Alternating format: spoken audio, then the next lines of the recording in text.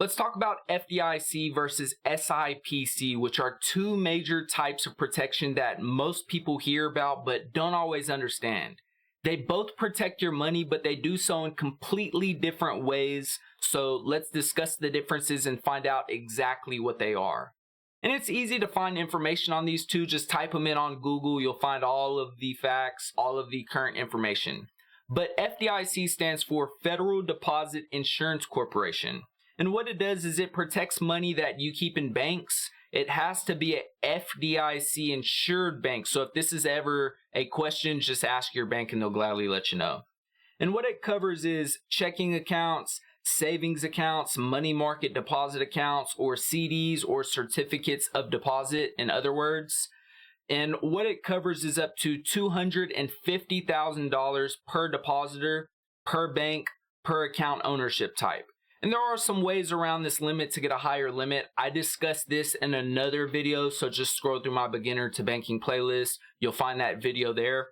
But what happens is if your bank fails, FDIC steps in to make sure you get your money back.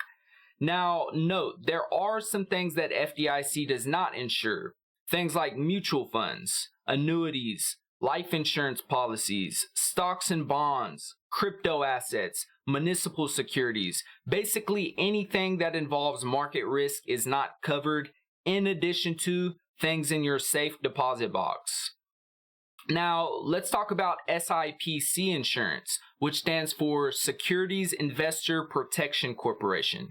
It protects money that you invest through brokerage firms, and that includes things like stocks, bonds, exchange-traded funds, or ETFs for short, mutual funds. And if your brokerage firm goes bankrupt, SIPC helps you recover your securities and cash held in your brokerage account. And it covers up to $500,000 total per customer, including up to $250,000 in cash. So that's really important. $500,000 total. And out of that $500,000, $250,000 max of that can be cash that you're covered. Now, what SIPC doesn't cover are things like losses from the market. So if your stock drops, SIPC doesn't help. Fraud or bad investment advice, or even certain crypto assets unless it's held in a covered brokerage structure.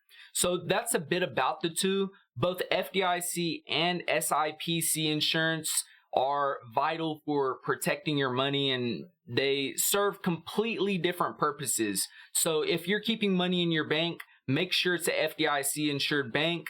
If you're investing, make sure your broker is a SIPC member firm. Understanding the differences helps you build a smarter, safer financial strategy and helps you sleep better at night. Just knowing all of this information. There's just a lot of moving pieces in this financial space. So I'll keep on covering more in my beginner to banking playlist.